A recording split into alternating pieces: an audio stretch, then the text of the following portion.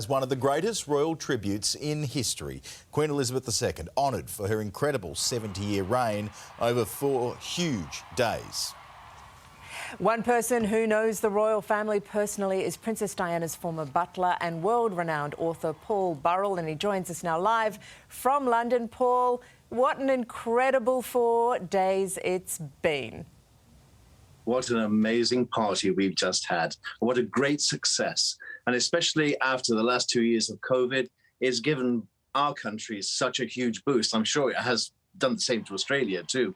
My favourite spot was, of course, when the Queen had tea with Paddington Bear. And that just shows you Her Majesty's sense of humour. We've also witnessed an outpouring of love from all around the world, and especially support from her family, who are waiting in the wings. As you can see on the balcony there at Buckingham Palace, they're waiting in the wings to take over from her when the time comes. You worked for the royal family for 21 years. I mean, it came across to us here in Australia that this was the whole family being put centre stage, even if it was a tribute to the Queen. It was. It was all about Her Majesty, but if you noticed, it was carefully choreographed. And even though the Queen wasn't there sometimes, because she is rather frail these days, she deputised things to her family. And you're watching the baton pass to Charles and Camilla, and then, of course, to William and Kate. And they were, that core of 4 were very much in the public eye for the whole celebration. And I think this is a sign of the future. Her Majesty wants a smooth transition. She wants the monarchy to survive. And these people on the balcony right now will be the royal family of the future. No longer will you see the royal family crowded. This small nucleus of people are the future. And look at George there. He's thinking, one day I'm going to ride in that coach to Westminster Abbey and be crowned king, or watch my father be crowned king and my grandfather be crowned king. So this is a very historic moment for the monarchy, and it was a wonderful pageant. Well, Prince Harry wanted out, but did he want to be sitting on the wrong side of the aisle? Did he want to be this far out? What do you make of that situation? I'm sure he didn't.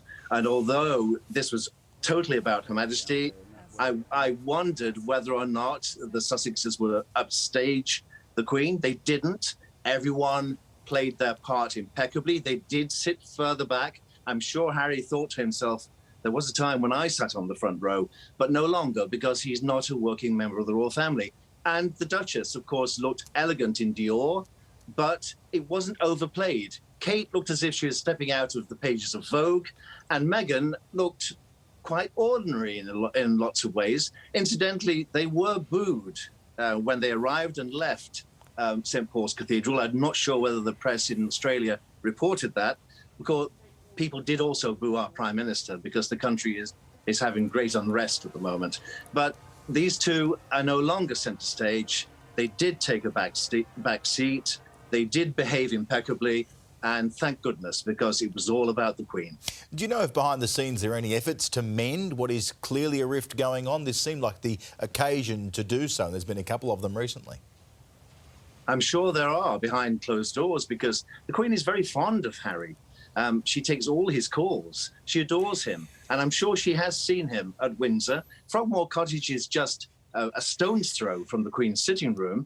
And I'm sure the Queen has seen Meghan and Harry privately. She's also seen little Lilibet and Archie. They're her family. What matters most to the Queen is her family and her peoples around the world. And you know how much she loves Australia. She loves the Australian people. And I'm sure out there in Australia, they love her too. Not everybody loves the monarchy. I understand that. But I think it's in safe hands, and it's going to be here for quite a while. I think everybody's going to feel a little bit shocked when one day the Queen isn't there anymore, because, you know, my parents grew up with the Queen as their Queen. Yes. She's just been such a constant and an incredible 70 years of change, hasn't she? You know, what's your favourite memory of the Queen? Well, most of us have only known the Queen. We've never known anyone else, and she's been there as part of our life. She's the glue that sticks it all together. For me, personally, I remember going into her sitting room one night at Buckingham Palace, and it was all in darkness. It was the night before State Opening of Parliament. And she was reading her government boxes, and I stood in the dark, and she didn't notice me for a few seconds.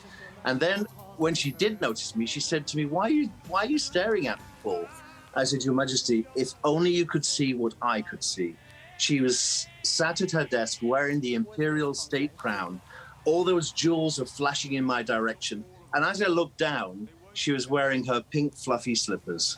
And I thought, what a sight of Queen, Mother, and everything all rolled into one. If only the nation could see that. But I think you know who the Queen is. She's like your granny. You just want to hug her. You just want to love her. And I can't bear the thought of her not being there. Do you think the boys will make it up? And sad, isn't it, that Princess Diana's boys are a bit estranged? Do you know, I think if she was around today, she'd bang their heads together because they meant the world to her. They were the most important people in her life. I want to see them get back together. They've been through a lot together, but unfortunately there's someone else in the mix now, someone who has a strong opinion. She's strong-minded, and she is directing, producing, and creating her own content for their platform now in America. Harry is totally besotted by this woman, and there's nothing that can change that. Paul Burrell, we always appreciate your time. What an incredible 4 days, and we appreciate you staying up that little bit longer to share your thoughts with us tonight. Thank you.